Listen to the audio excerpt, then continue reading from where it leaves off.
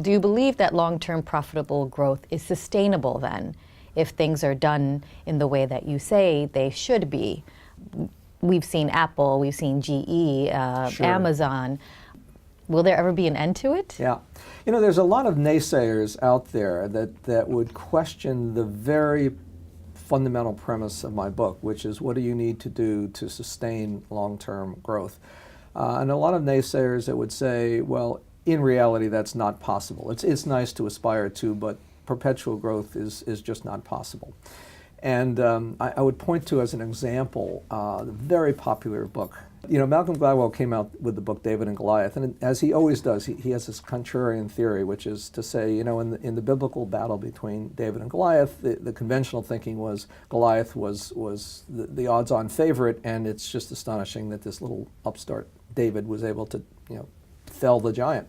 But he said actually the giant was the underdog, because giants are ponderous and slow and oaf-like, and young upstarts like David or young startup companies, you know, are nimble and smart.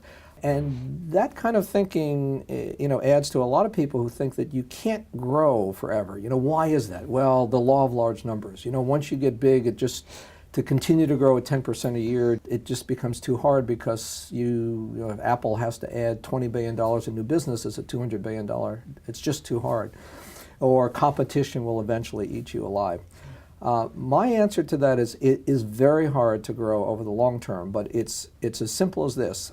Apple, as a prime example, has grown to become the most valuable company in the world on the strength of one game-changing breakthrough product after another. You know, the iPod gave way to the iPhone, to the iPad.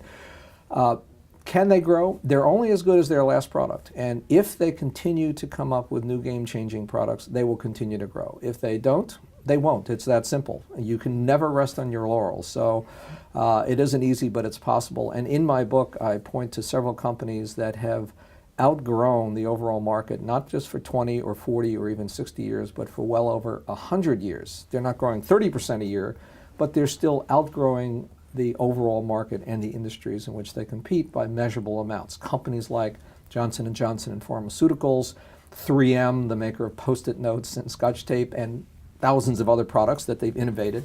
And one last one, which is kind of interesting, the Ball Corporation, a 134-year-old company, I believe, the original maker of the mason jar, the glass thing that people used to pickle their vegetables in.